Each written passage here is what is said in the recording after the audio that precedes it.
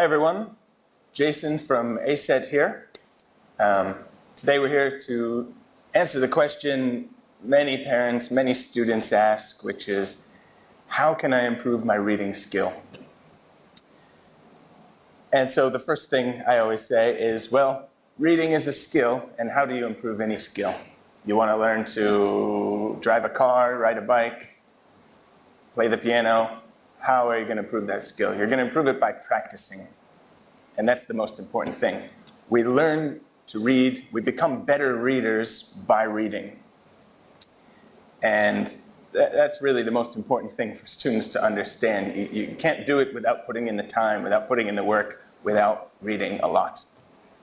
And eventually, once we practice enough, the reading skills become subconscious.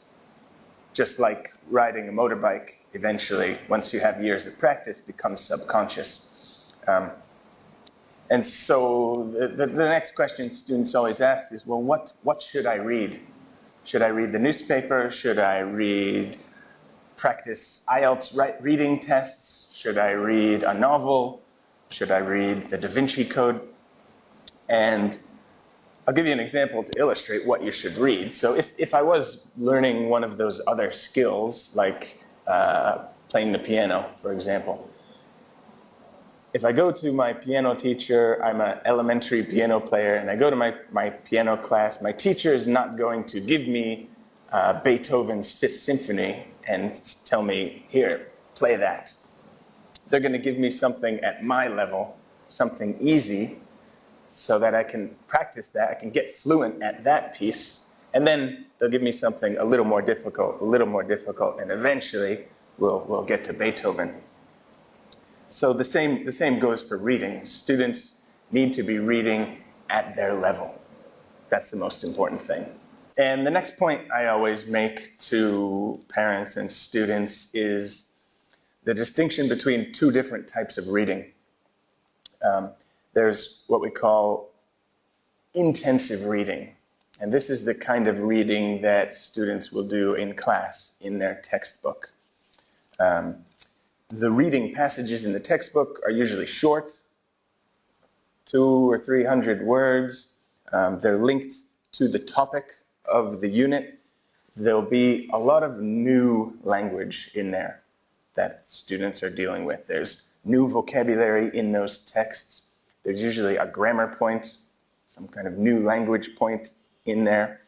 And students are reading that to learn. They're reading that text to learn that new vocabulary, to learn how that grammar point works.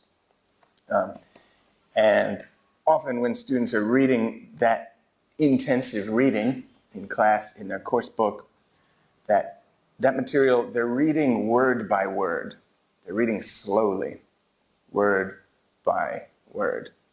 And the problem with word by word reading is by the time you get to the end of the sentence, you've already forgotten the beginning of the sentence. So you're not getting the whole idea. You're not getting the meaning. And therefore, you're probably not enjoying what you're reading because you're not getting the ideas fast enough. And especially, this is not building your reading fluency. And we need to contrast that with the other type of reading, which is extensive reading, which is quick reading. It's fun, it's enjoyable. There's not too many new words. There can be some new words, but there's not too many. So the students don't need the dictionary to get the meaning.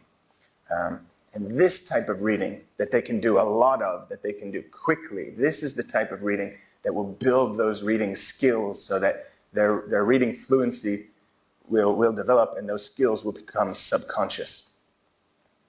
How much to do is the next question. And I always tell students, as much as you can. But I recommend at least 20 or 30 minutes a day, you're doing extensive reading. And that's, like I said, that's the easy reading. So if they pick up a novel, if they pick up a book, if they read one page and there's 5 or more new words, that's intensive reading. That's reading to learn. That's not reading to build your reading fluency.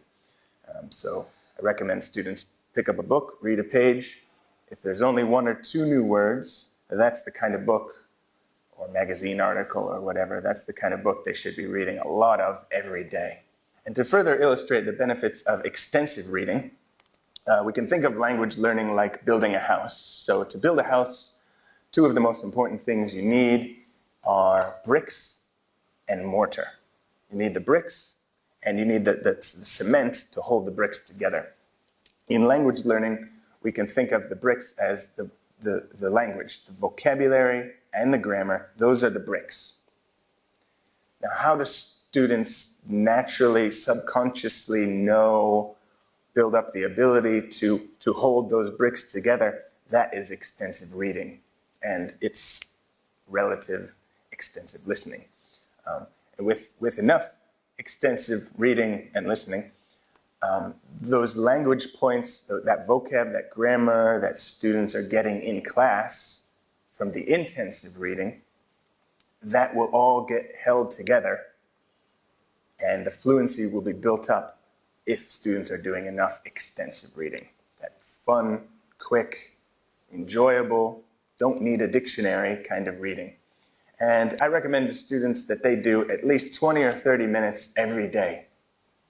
If they only have 20 minutes to do anything related to English study, I recommend extensive reading is the most important thing they should be doing.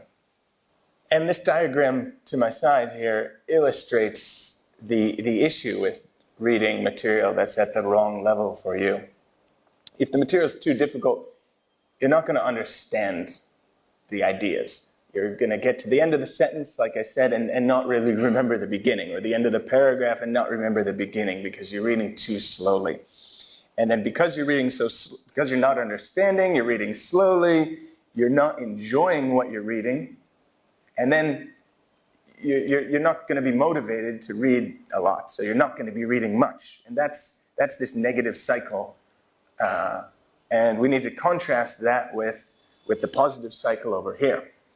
If the material's at the right level, you're going to understand more, you'll be reading faster, you'll enjoy it because you're reading more, you're understanding more, and then you're going to read even more.